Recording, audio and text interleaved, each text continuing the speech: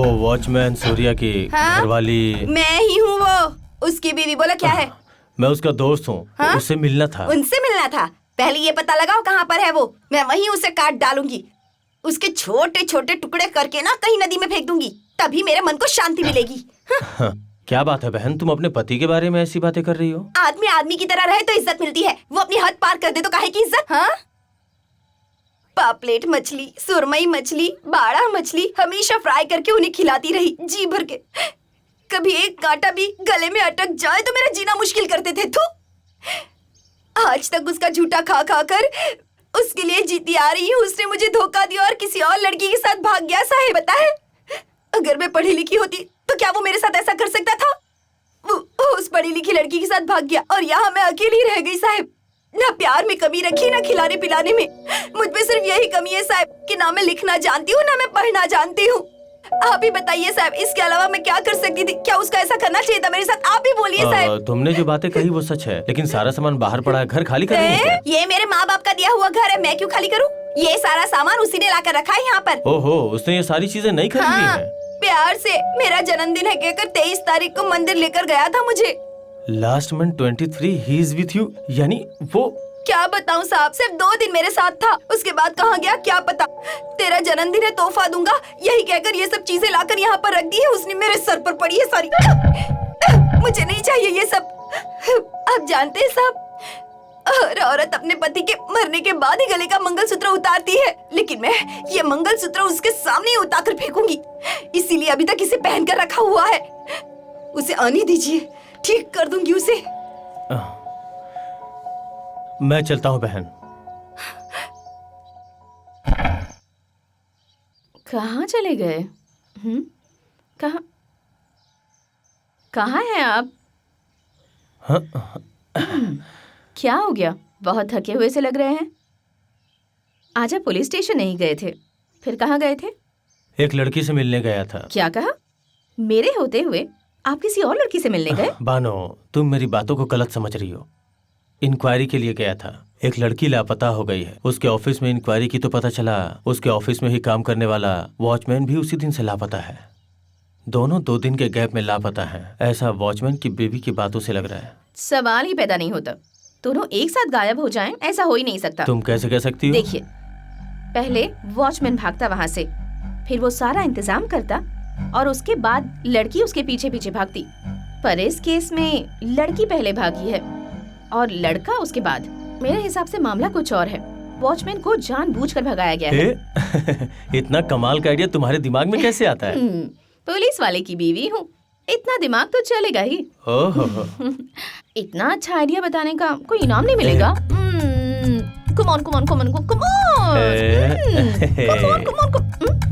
आप इनाम नहीं देंगे तो मैं बोनस के साथ वसूल लूंगी। सर, क्या बात है रवि? आपको ढूंढते कोई पुलिस वाले आए थे। क्या? यहाँ पूछताछ करने के बाद वो आपके घर गए हैं सर। ठीक है, तुम मैडम को खाना पहुंचा ओके, मैं सर। देख लेता हूँ।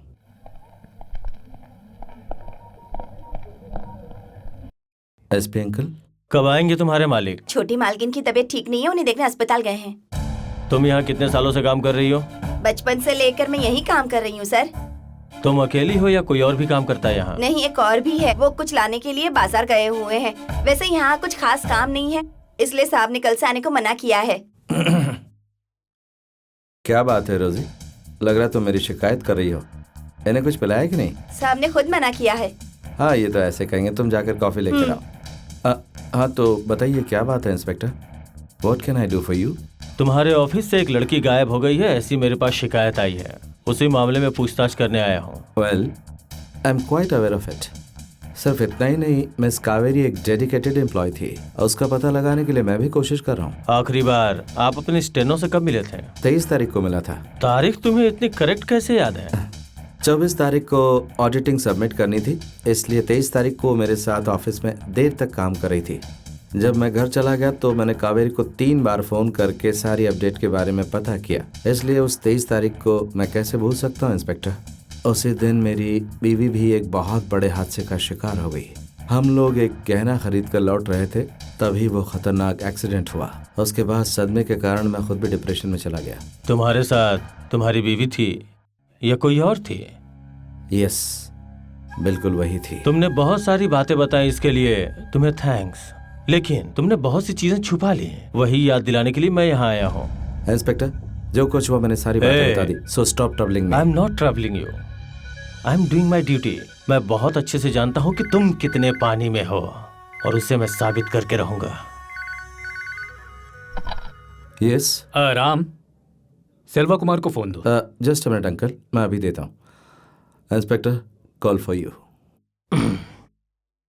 इंस्पेक्टर सेल्वा कुमार है। सेल्वा कुमार, तुम्हें कितनी बार समझाऊं?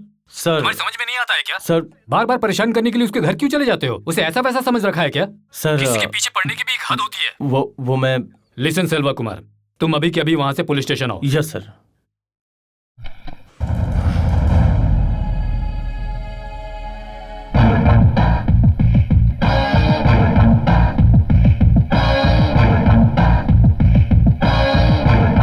सब कॉफी। रोसी, आज तुम्हारा इस घर में आखिरी दिन है। इसी वक्त गांव चले जाओ।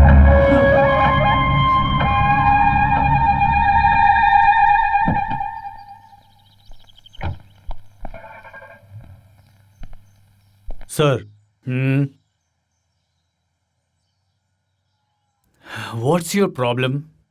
हाँ, क्यों उस बेचारे को गुनहगार बनाने पर तुले हुए हो? मैं कुछ करने पे नहीं तुला हूँ, जो हुआ है उससे सेल्वा चाहे- कुमार, लिसन, तुम्हें मेरी बात माननी पड़ेगी। I am your superior. तुम मुझे किस बात की सफाई देना चाहते हो? 6 महीने इधर रहते हो, फिर 6 महीने उधर क्यों जाते हो?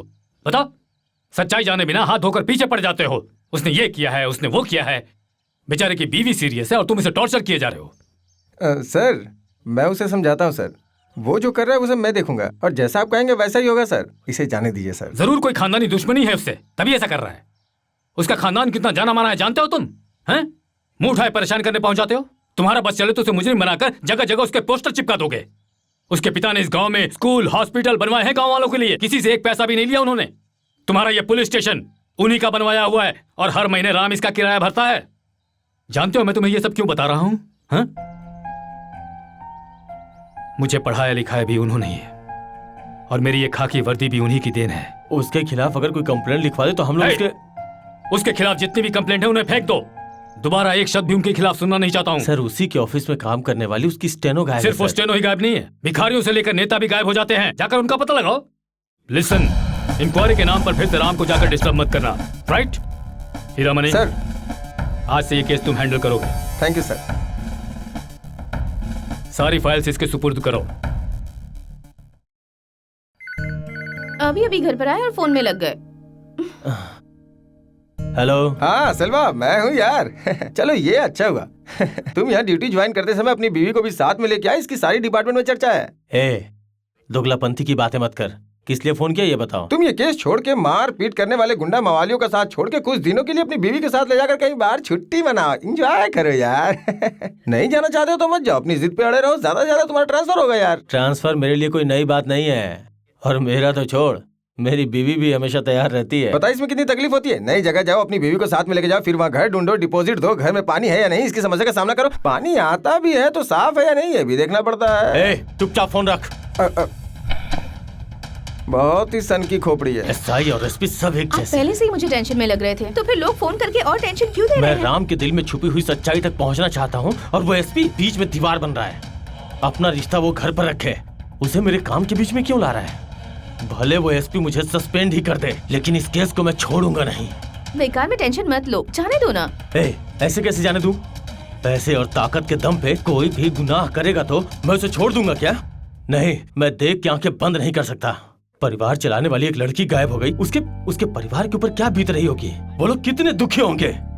आखिर मैं इस केस को क्यों न हैंडल करूं? क्यों मुंह बंद करके रहूं? क्यों छुट्टी लेके घर पे रहूं? Wow, terrific, fantastic.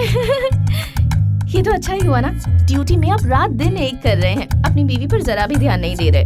आप कुछ दिनों की छुट्टी लेकर मेरे साथ आराम से रहिए ना। Be serious. ये सब करने से कहीं ज्यादा जरूरी है उस लड़की के बारे में पता लगाना। ए, बिल्कुल उसका पता लगाओ। तुम्हारे डिपार्टमेंट में तुम्हारे अलावा और कोई नहीं है क्या? सुनो मालिक, मैं काफी देर से देख रहा हूँ कि तुम्हें छुट्टी नहीं मिली, इसलिए तुम नाराज हो। मेम साहब नहीं है ना, इसलिए नहीं मिली। त्योहार है मालिक, मुझे भी जाना है। त्योहार मना कर आना, अब तुम गांव चले जाओ, ठीक है? मालिक मैं तो चला जाऊंगा, लेकिन आप अकेले हो जाएंगे। ओ, मैं संभाल लूंगा। तुम तुरंत गांव चले जाओ और जब मैं बुलाऊं तभी यहाँ आना। तब तक तुम गांव में ही रहना। जाओ।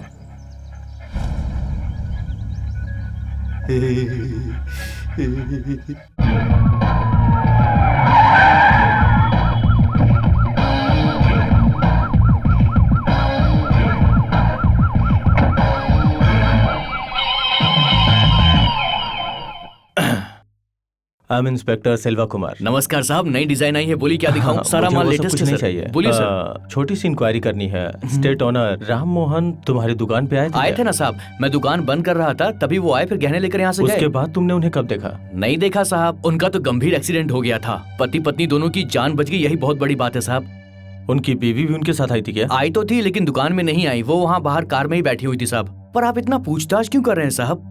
कुछ लफड़े की बात है क्या सर? मुझे बताइए। नहीं नहीं, ऐसी कोई बात नहीं है।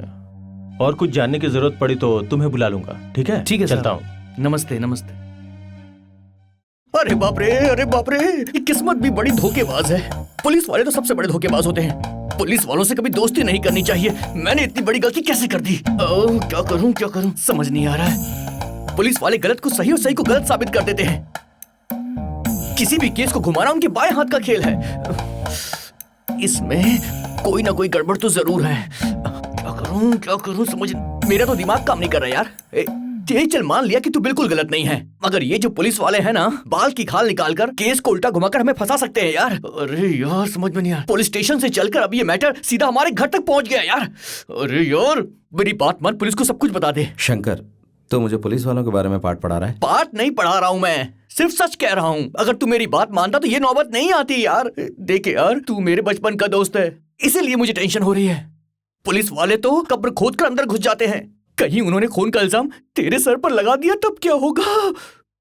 अरे बाप रे, अब हमें कानून के हाथ से कोई नहीं बचा सकता। हम दोनों का पासपोर्ट और वीजा किसी भी हालत में तैयार करो, क्योंकि मुझे 36 घंटों के अंदर किसी भी हालत में अमेरिका पहुंचना है। ए, क्या बोल रहा है यार? रेलवे की प्लेटफॉर्म टिकट खरीदना जितना आसान नहीं है ये। 36 घंटे में अमेरिका जाएगा। अबे इंडियन पुलिस वहां भी पहुंच सकती है। शंकर, मैं तो उसी दिन मर गया था, और मरे हुए लोगों को पुलिस क्या पकड़ेगी? लगता है तुमसे नहीं होगा, मुझे ही कुछ करना पड़ेगा। ए, मेरी बात तो सुन। रुक रुक, तू बिल्कुल फिक्र मत कर। पुलिस हमारा क्या बिगाड़ लेगी? हम लोगों ने कोई गुनाह थोड़ी ना किया है जो हमें गिरफ्तार कर लेगी। अरे वो एक एक्सीडेंट था यार, एक्सीडेंट में जान चली जाती है, तेरी कोई गलती नहीं है। तूने कोई जानबूझ के थोड़ी ना किया है। यहाँ तो लोग बीवी को टॉर्चर करते हैं, लेकिन उल्टा तेरी बीवी तुझको टॉर्चर कर रही थी यार। जाने दे, जो होना था ना वो तो हो गया। तेरे दर्द को कोई नहीं समझ सकता यार, उसे समझने के लिए एक दिल चाहिए। खैर जाने दे। वैसे एक बात तो साफ है, तूने जानबूझकर ये सब बिल्कुल नहीं किया है, ये सिर्फ एक हादसा था। खैर जाने दे, मेरी बात सुन। जो कुछ भी है मैं संभाल लूंगा। मैं दोस्त की खातिर अपनी जान भी दे सकता हूँ यार। इस केस में क्या करना है मैं अच्छे से जानता हूँ। मैं देख लूंगा। हॉस्पिटल का सर्टिफिकेट लगेगा ना, वो मैं ले आऊंगा। उस सर्टिफिकेट के लिए तू बिल्कुल भी टेंशन मत लेना, मैं संभाल लूंगा यार। तू बिल्कुल टेंशन मत ले, मैं ये काम कर दूंगा।